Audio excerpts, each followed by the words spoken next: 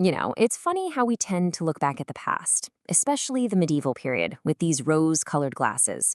We picture knights in shining armor, majestic castles, epic feasts. But for the average person, the reality of their 9 to 5 was, less fairy tale and more just brutal. So let's pull back that curtain and take a look at some of the absolute worst jobs from the Middle Ages. Look, I get it. A 2-hour Zoom call can feel like it's sucking the life out of you. But I promise you, after hearing about these jobs, you might actually be grateful for your next spreadsheet. We're about to dive into some professions where the biggest occupational hazard wasn't a paper cut, but a very, very high chance of death. So first on our list is the original mad scientist, the alchemist. And these guys weren't just characters in a fantasy story mixing potions, nope. They were at the very edge of what people considered science back then. And let me tell you, that edge was incredibly dangerous and often explosive. Yeah, so the thing is, their goals were, let's just say, a little ambitious. They were trying to figure out the deepest secrets of the universe, but they were working with basically zero knowledge of chemistry or physics. And this huge, huge gap between what they wanted to do and what they actually knew, that's what made their work so incredibly deadly. And this pretty much sums up their entire scientific method. I mean, modern science is built on centuries of trial and error, and these folks were really, really focused on the error part. Their whole process was basically find some weird-looking rock, grind it up, put it over a fire, and see what happens. Spoiler alert, usually what happened was a small explosion or a giant cloud of poison gas. So what about safety protocols? Oh yeah, they had those. Sort of. A leather apron might protect you from a tiny splash, but it's not going to do a whole lot when a vial of boiling mercury decides to explode all over the room and your face. They had no goggles, no ventilation, nothing. Their only real eye protection was to just kind of squint and pray. Okay, so let's say you somehow managed not to blow yourself up. Congratulations! Now you get to deal with the slow burn dangers. Their labs were just death traps, tiny, cramped rooms with no windows where they were constantly burning things like mercury and arsenic, filling the air with toxic fumes. And if the slow poisoning didn't get you, your suspicious neighbor who thinks all the weird smells and colored smoke coming from your window is witchcraft just might. All right, let's shift gears from chemistry to biology and see what happens when you bring animals into the equation. This next part covers two jobs on completely opposite ends of the social ladder, but they had one thing in common: a very real chance of being killed by an animal. And this comparison is just perfect, right? It shows you the insane class divide. On one side, you have the guy taking care of a king's collection of exotic animals, a massive status symbol. On the other, you have the rat catcher, dealing with disgusting vermin to try and stop society from collapsing. Both jobs were incredibly dangerous, just in completely different ways. Let's start with the menagerie keeper. So a king might get a gift of, say, 3 lions. He'd just stick them in a pit at the Tower of London, and who did he hire to take care of these priceless, incredibly deadly predators? Animal experts? Nope. Some poor, cheap, totally expendable guys. The animals were angry, the cages were flimsy, and historical accounts are full of stories of keepers getting mauled, trampled, or ripped apart. And hey, if you survived all that, but the king's favorite lion died, you were probably going to be executed. Okay, now let's flip to the other side of the coin, the rat catcher. During the Black Plague, people started to notice a connection between rats and all the, dying. So the job of a rat catcher became essential. Their job was to literally go into the trenches. We're talking sewers, cesspits, the filthiest places imaginable, and wage a one-man war against the plague itself.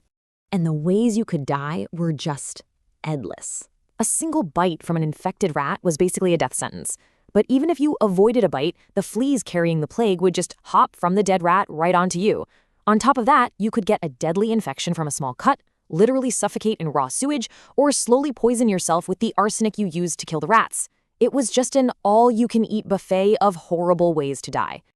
Okay, so we've covered deadly chemicals and deadly animals. Now, we're moving on to dangers from the dead themselves. Our next two jobs are both tied to the church and to death, but one was done in the dead of night, while the other was a very, very public spectacle. And again, I just love this contrast. You've got the grave robber, working illegally in the dark, 6 feet under, facing dangers from guards and disease. Then you've got the bell ringer, a respected church official, working hundreds of feet in the air, facing risks from giant, heavy machinery and, well, acts of God. So you gotta ask, why on earth would anyone do this job? Well, there were two main reasons. First, the obvious one, theft. You could steal jewelry, fancy clothes, even pry out gold teeth if you had the stomach for it. But the second reason was, believe it or not, science. As medicine advanced, doctors needed bodies to dissect and study, which created a whole black market for fresh corpses. But this little side hustle, it was insanely risky. The dirt in a fresh grave is really unstable, and it wasn't uncommon for it to just collapse, burying the robber alive in the very grave they were robbing. Then, of course, you could catch whatever the person died from, plague, smallpox, you name it. And if all of that didn't get you, the graveyard guards often had permission to act as judge, jury, and executioner, right there on the spot. Now let's talk about the bell ringer. I just want you to look at this number for a second. 120. What do you think that could be? That's the sound level, in decibels, of standing right next to a giant church bell as it rings. It is as loud as a jet engine. And these guys had zero ear protection. Every single ring was a physical blast of sound, powerful enough to cause immediate and permanent hearing loss. And if going deaf wasn't enough for you, there were plenty of other ways to go. You were fighting a tug of war with a multi-ton slab of metal. The ropes could get tangled around your arm and rip it off, or wrap around your neck and, well, you get the picture. But the wildest danger was based on superstition. People believed that ringing the bells could scare away thunderstorms, which, of course, basically turned the bell tower into a giant lightning rod, and the poor guy holding the wet rope became a perfect conductor. All right, for our last job, we are leaving all of that behind. No explosions, no plague-infested rats, no getting struck by lightning. This one seems safe. It almost sounds kind of peaceful. But trust me, the life of a medieval scribe was its own special kind of slow-motion horror story. This quote from a scribe back in the 8th century just says it all.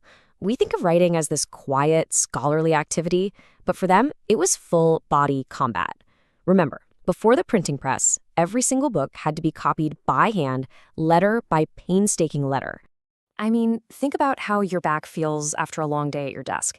Now imagine that's your entire life, hunched over a desk in bad lighting. Scribes suffered from crippling carpal tunnel, their spines literally became deformed over time, and staring at tiny letters by candlelight all day completely destroyed their eyesight. It was the original ergonomic nightmare. But here's the kicker. The crippling physical pain, that wasn't even the deadliest part of the job. It was the ink. The beautiful, colorful inks they used for illuminating manuscripts were loaded with poison. That brilliant red, it was made with mercury. The vibrant greens and yellows, arsenic. The bright white, that was lead. They were handling this stuff, absorbing it through their skin, every single day for years. And after all that, after the physical pain, the slow poisoning, the mind-numbing boredom of copying the same text over and over, one scribe in the 11th century just couldn't take it anymore. In the margins of a manuscript, he scribbled a little note that might just be the most honest thing ever written. In Latin, it translates to something like, "The work is awful," but a more modern and I think more accurate translation is right here. So what's the big takeaway from all this? I guess it's that while our jobs can definitely be stressful or boring, they probably won't involve being mauled by a polar bear, catching the bubonic plague, or being slowly poisoned by your own art supplies. It really puts that overflowing inbox into perspective, doesn't it?